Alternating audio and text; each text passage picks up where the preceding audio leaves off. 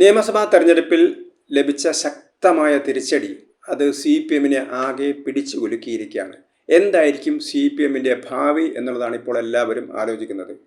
നമുക്കറിയാം, മുഖ്യമന്ത്രി പിണറായി വിജയൻ അദ്ദേഹം 5-6 റൗണ്ടുകളിലൊക്കെ തന്നെ തൻ്റെ സ്വന്തം മണ്ഡലത്തിൽ, പാർട്ടിക്ക് ഏറ്റവും അധികം ശക്തി ഉണ്ടായിരുന്ന മണ്ഡലത്തിൽ അദ്ദേഹം പിറകിൽ നിൽക്കുകയും ചെയ്തത്. അവസാനം അദ്ദേഹം കഷ്ടിച്ച് രക്ഷപ്പെട്ടു എന്ന് മാത്രം.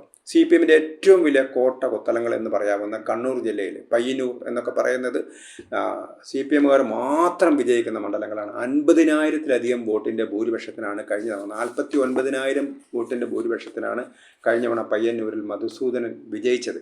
അദ്ദേഹം ഇത്തവണ പരാജയപ്പെട്ടു. 49,000 50,000 വോട്ടിന് ജയിക്കുന്ന മധുസൂദനൻ പാർട്ടിക്കാരനോട് പരാജയപ്പെടുകയായിരുന്നു ചെയ്തിരുന്നത്. അവിടെ തോൽപ്പിച്ചത് കുഞ്ഞികൃഷ്ണനാണ്. പാർട്ടിയുടെ ജില്ലാ സെക്രട്ടേറിയറ്റ് അംഗമായ കുഞ്ഞികൃഷ്ണനാണ് സ്വതന്ത്രനായിട്ട് പാർട്ടി നേതൃത്വത്തിന് അഴിമതിക്കെതിരെ പോരാടിയതിന് പാർട്ടിക്കാർ പുറത്താക്കിയ അല്ലെങ്കിൽ നടപടിയെടുത്ത, അല്ല അദ്ദേഹം പാർട്ടിയിൽ നിന്ന് പുറത്തുപോയ അദ്ദേഹത്തിൻ്റെ നേതൃത്വത്തിൽ അദ്ദേഹത്തെ UDF സപ്പോർട്ട് ചെയ്യുകയായിരുന്നു ചെയ്തിരുന്നത്.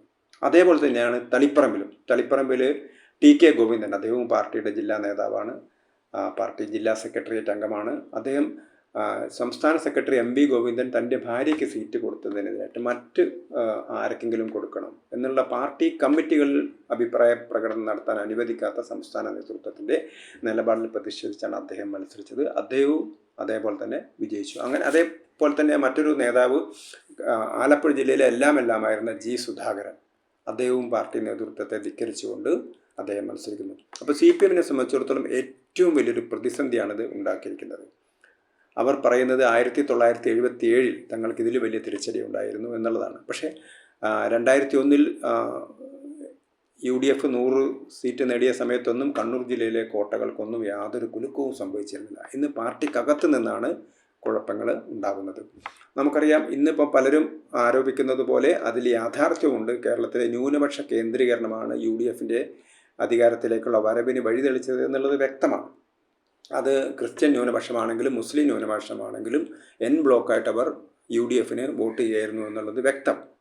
അത് അവരെ വിജയത്തിലേക്ക് സഹായിച്ചിട്ടുണ്ട് എന്നുള്ളത് ഉറപ്പാണ്. പക്ഷേ ഇതിനേക്കാൾ ഉപരിയായിക്കൊണ്ട് CPM-ന്റെ പാർട്ടി പ്രവർത്തകരും അനുഭാവികളും പാർട്ടി രക്ഷിക്കാൻ വേണ്ടി അവർ CPM സ്ഥാനാർത്ഥികൾക്കെതിരെ വോട്ട് ചെയ്തു എന്ന് പറയുന്നതും കൂടുതൽ ഉചിതം. കാരണം പിണറായി വിജയൻ മത്സരിക്കുന്ന ധർമ്മടം മണ്ഡലത്തിൽ മുസ്ലിങ്ങൾക്ക് സ്വാധീനമില്ലാത്ത ഒരുപാട് പ്രദേശങ്ങളുണ്ട്. ആ പ്രദേശങ്ങളിലൊക്കെ തന്നെ CPM-ന് വലിയ ശക്തി ഉണ്ടായിരുന്ന സ്ഥലങ്ങളിലൊക്കെ തന്നെ പിണറായി വിജയൻ പുറകോട്ട് പോവുകയാണ് ചെയ്തത്. അപ്പോൾ ഇത് വെറും ഒരു ന്യൂനപക്ഷങ്ങളുടെ ഒരു കേന്ദ്രീകരണം മാത്രമല്ല, പാർട്ടിയുടെ അഴിമതിക്കെതിരായിട്ടുള്ളൊരു CPM-നെ അഴിമതിക്കെതിരായിട്ടുള്ളൊരു പാർട്ടിയുടെ നിലപാടാണ്. അതേപോലെ തന്നെ അഴിമതി മാത്രമല്ല, സ്വജനപക്ഷപാതം, താൻ മാത്രം മതി പാർട്ടിയിൽ എന്ന പിണറായി വിജയൻ്റെ ഭാവമാണ്. അതിനെതിരായിട്ടുള്ളൊരു പ്രതികരണമാണ് ആളുകൾ നടത്തിയത്. അപ്പോൾ ഇതൊക്കെ വീട്ടിൽ പോയി പറഞ്ഞാൽ മതി എന്നൊക്കെ പറയുന്ന ഒരു നിലപാട്, ആ നിലപാട് സ്വാഭാവികമായിട്ടും ജനങ്ങളിൽ രോഷമുണ്ടാക്കിയിട്ടുണ്ട്. അതേപോലെ തന്നെ അഴിമതിയുടെ കാര്യത്തിലൊന്നും ഒരു UDF-ഉമായിട്ട് നമ്മൾ താരതമ്യം ചെയ്യുന്ന സമയത്ത് ഒരിക്കലും CPM പിറകിലായിരുന്നില്ല എന്ന് നമുക്ക് കാണാൻ കഴിയും. ഇപ്പോൾ കിഫ്ബിയുടെ പേരിലൊക്കെ കോടിക്കണക്കിന് രൂപ, കാരണം കിഫ്ബി ഒരു പശ്ചാത്തല വികസനത്തിനുള്ള ഏജൻസിയാണ്, കിഫ്ബിയുടെ പേരിൽ കോടിക്കണക്കിന് രൂപ സർക്കാരിനെ പുകഴ്ത്താനും വേണ്ടി ചിലവഴിക്കാനും, സർക്കാരിനെ മുന്നണിയെ വിജയിപ്പിക്കാൻ വേണ്ടി ചിലവഴിക്കാനും, അല്ലെങ്കിൽ ഒരു PR വർക്കിന് വേണ്ടി ചിലവഴിക്കാനും. അപ്പം അഴിമതി എല്ലാ ഭാഗത്തും പാർട്ടിയെ ഗ്രസിച്ചിരുന്നു. അതേപോലെ തന്നെ പാർട്ടിയിലെ കുറച്ച് ആളുകൾക്ക് ജോലി സമ്പാദനം നടത്തുക എന്നുള്ളത് മാത്രമല്ല, അല്ലാതെ പൊതുജനങ്ങളുടെ താല്പര്യങ്ങളിൽ നിന്ന് അവർ അല്ലെങ്കിൽ വഴിമാറി പോവുകയായിരുന്നു CPM ചെയ്തത്. അപ്പോൾ ഇതിനെതിരായിട്ട് CPM-നകത്ത് തന്നെ വലിയൊരു പ്രശ്നം ഉണ്ടായിരിക്കുകയാണ്. നമുക്കറിയാം, 1989-ലും 90-ലൊക്കെ കിഴക്കൻ യൂറോപ്യൻ രാജ്യങ്ങളിലൊക്കെ തന്നെ ശക്തിയായിട്ട് കമ്മ്യൂണിസ്റ്റ് ഏകാധിപത്യ ഭരണകൂടങ്ങൾക്കെതിരായിട്ട് വലിയ മൂവ്മെൻ്റാണ് നടന്നത്. അതോടുകൂടി ലോകത്തെ എല്ലാ കമ്മ്യൂണിസ്റ്റ് ഭരണകൂടങ്ങളും കൊഴിഞ്ഞു വീണു. സത്യത്തിൽ നേതാക്കളുടെ പ്രതിമകളൊക്കെ ആളുകൾ തകർത്തു. അതേപോലെ തന്നെ ലോകത്ത് ശീതയുദ്ധം തന്നെ ഇല്ലാതായി. കാരണം 2 പോള ഉണ്ടായിരുന്നത് അമേരിക്കയും റഷ്യയും തമ്മിൽ. അപ്പം അത് തന്നെ ഇല്ലാതായി കഴിഞ്ഞു. സോവിയറ്റ് യൂണിയനിലെ ചെറുകിട രാജ്യങ്ങളൊക്കെ സ്വാതന്ത്ര്യം പ്രഖ്യാപിച്ചു. ഇപ്പോൾ അവർ റഷ്യ മാത്രമാണ്, സോവിയറ്റ് യൂണിയൻ അല്ലാതായി കഴിഞ്ഞു.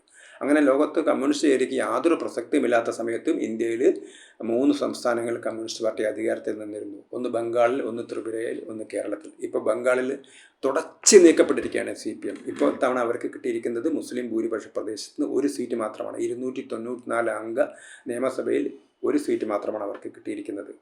അവർക്ക് ലോക്സഭയിൽ നേരത്തെ പ്രാതിനിധ്യം ഉണ്ടായിരുന്നില്ല, തൊട്ടു മുമ്പുള്ള നിയമസഭാ തെരഞ്ഞെടുപ്പിലും പ്രാതിനിധ്യം ഉണ്ടായിരുന്നില്ല. 1977 മുതൽ 2011 വരെ ബംഗാൾ ഭരിച്ച പാർട്ടിയാണ് CPM. അതേപോലെ തന്നെ ത്രിപുര അവിടെയും അവർ തുടച്ചു നീക്കപ്പെട്ടു. ഇപ്പോൾ ഇതാ കേരളത്തിലും CPM-ൻ്റെ അസ്തിത്വം ചോദ്യം ചെയ്യപ്പെടുകയാണ്. പാർട്ടിക്കാർ തന്നെയാണ് പാർട്ടിയെ തോൽപ്പിച്ചിരിക്കുന്നത്.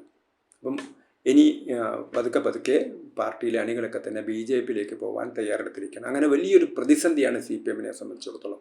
നേരത്തെ തന്നെ CPM-നെ കുറിച്ച് ആക്ഷേപിച്ച് പറയാറുണ്ടായിരുന്നത് CPM എന്ന് പറയുന്നത് ഒരു 3 പാർട്ടിയാണ്. കാരണം ഒരു ബംഗാൾ പാർട്ടി. കാരണം ബംഗാൾ പാർട്ടിയെ കാര്യങ്ങൾ നിയന്ത്രിക്കാനൊന്നും മറ്റ് സംസ്ഥാന ഘടകങ്ങൾക്കൊന്നും കഴിയില്ല, അല്ലെങ്കിൽ കേന്ദ്ര ഘടകങ്ങൾക്ക് കഴിയില്ല. പിന്നെ ഒരു കേന്ദ്ര പാർട്ടി ഉണ്ടായിരുന്നു ഡൽഹിയിൽ, പിന്നെ ഒരു കേരള പാർട്ടി. അങ്ങനെ ഒരു 3 പാർട്ടിയായിരുന്നു, അല്ലാതെ ഒരു പാർട്ടി ആയിരുന്നില്ല. പക്ഷേ ഇന്നിപ്പോൾ ബംഗാൾ നാമാവശേഷമായി കഴിഞ്ഞിരിക്കുന്നു. സെൻട്രൽ പാർട്ടി എന്ന് പറയുന്നത് കേരള പാർട്ടിയുടെ നിയന്ത്രണത്തിലുണ്ടായിരുന്ന സംവിധാനമാണ്. കാരണം CPM-ൻ്റെ പാർട്ടി നടത്തിപ്പുകൾക്ക് ആവശ്യമായ പണം മുഴുവൻ സമാഹരിച്ച് കൊണ്ടുവരുന്നത് കേരളത്തിൽ നിന്നായിരുന്നു. പക്ഷേ ഇന്നിപ്പോൾ കേരളത്തിലെ ഭരണവും കൂടെ പോയിരിക്കുകയാണ്. അപ്പോൾ പാർട്ടി നേതാക്കന്മാർ എന്ത് ചെയ്യും എന്നുള്ളതാണ് ഒരു വിഷയം. ഇപ്പോൾ പിണറായി വിജയനെക്കുറിച്ച് പലരും പറയുന്നത് ഇനി അദ്ദേഹം സജീവ രാഷ്ട്രീയത്തിൽ തന്നെ നിൽക്കാൻ സാധ്യതയില്ല. ഇനി ചികിത്സക്കെന്ന പേരിലൊക്കെ അദ്ദേഹം അമേരിക്കയിലേക്ക് പോയിക്കൊണ്ട് ഇനി അദ്ദേഹത്തിൻ്റെ ഇനി ഒരു പക്ഷേ അമേരിക്കയിൽ തന്നെ സ്ഥിരതാമസമാക്കുമോ എന്ന് പോലും നമുക്ക് പറയാൻ പറ്റില്ല. അപ്പം അങ്ങനെ ഒരു ഇതുവരെ പിണറായി വിജയൻ മാത്രം പറയുന്നത് കേട്ടുകൊണ്ടിരുന്ന നേതൃത്വമായിരുന്നു CPM-നകത്തുണ്ടായിരുന്നത്. ആർക്കും പിണറായി വിജയനെ ചോദ്യം ചെയ്യാൻ കഴിയില്ലായിരുന്നു. നേരത്തെ നമുക്കറിയാം, കമ്മ്യൂണിസ്റ്റ് പാർട്ടിയുടെ സംസ്ഥാന സെക്രട്ടറി എന്ന് പറഞ്ഞാൽ അന്ന് മുഖ്യമന്ത്രിയായിരുന്ന VS അച്യുതാനന്ദനെ നിയന്ത്രിക്കുന്നത് പാർട്ടിയായിരുന്നു. പക്ഷേ ഇന്നത് ഗതി മാറി. ഇന്ന് പാർട്ടി സെക്രട്ടറിയെ പോലും നിയന്ത്രിക്കാൻ കഴിയുന്ന രീതിയിലുള്ള അധികാര കേന്ദ്രമായിട്ട് മുഖ്യമന്ത്രി മാറുകയാണ് ചെയ്തത്. ഇന്നിപ്പം അതോടുകൂടി പാർട്ടി മുഴുവൻ അദ്ദേഹത്തെ കൈയൊഴിഞ്ഞിരിക്കുന്നു. തെരഞ്ഞെടുപ്പോടുകൂടി എല്ലാവരും പിണറായി വിജയൻ തന്നെ നമുക്കറിയാം അവസാന നിമിഷം കഷ്ടിച്ചാണ് അദ്ദേഹം തെരഞ്ഞെടുപ്പിൽ രക്ഷപ്പെടുന്നത്. മന്ത്രിസഭയിലെ ഏതാണ്ട് 10-13 മന്ത്രിമാരാണ് തെരഞ്ഞെടുപ്പിൽ തോൽക്കുന്നത്. അപ്പോൾ അങ്ങനെയുള്ളൊരു ദയനീയമായ അവസ്ഥയിലേക്ക് CPM എത്തിയിരിക്കുന്നു. ഇനി എന്തായിരിക്കും CPM-ൻ്റെ ഭാവി? ദേശീയ രാഷ്ട്രീയത്തിൽ എന്ത് റോളാണ് CPM-ന് വഹിക്കാനുള്ളത്? ദേശീയ രാഷ്ട്രീയത്തിൽ അവർ BJP വിരുദ്ധ നിലപാടാണ് കൈക്കൊള്ളുന്നത്. ആ BJP വിരുദ്ധ നിലപാട് കൈക്കൊള്ളുന്നത് കോൺഗ്രസ്സാണ്. ആ കോൺഗ്രസ്സാണ് കേരളത്തിൽ അധികാരത്തിലിരിക്കുന്നത്. ആ കോൺഗ്രസ്സിനെ എന്തു പറഞ്ഞാണ് ഇവർ എതിർക്കുന്നത്? ഇതേ കോൺഗ്രസ്സുമായിട്ട് ഇന്ത്യയിലെ മറ്റെല്ലാ സംസ്ഥാനങ്ങളിലും അവർ സഖ്യമാണ്. അതുകൊണ്ട് തന്നെ CPM-ൻ്റെ രാഷ്ട്രീയ അസ്തിത്വം ചോദ്യം ചെയ്യപ്പെട്ട ഒരു തെരഞ്ഞെടുപ്പാണ്. ഇതിനു മുമ്പ് പല തെരഞ്ഞെടുപ്പുകളിലും CPM പരാജയപ്പെട്ടിട്ടുണ്ട്. പക്ഷേ തൊട്ടടുത്ത തവണ അവർക്ക് തിരിച്ചു വരാൻ കഴിഞ്ഞിട്ടുണ്ട്. ഇനി അവർക്ക് തിരിച്ചു വരാൻ കഴിയുമോ എന്ന് ഈ പാർട്ടി തന്നെ നിലനിൽക്കുമോ എന്നുള്ളൊരു പ്രസക്തമായ ചോദ്യമാണ് ഇപ്പോൾ രാഷ്ട്രീയ കേരളം ഉന്നയിക്കുന്നത്.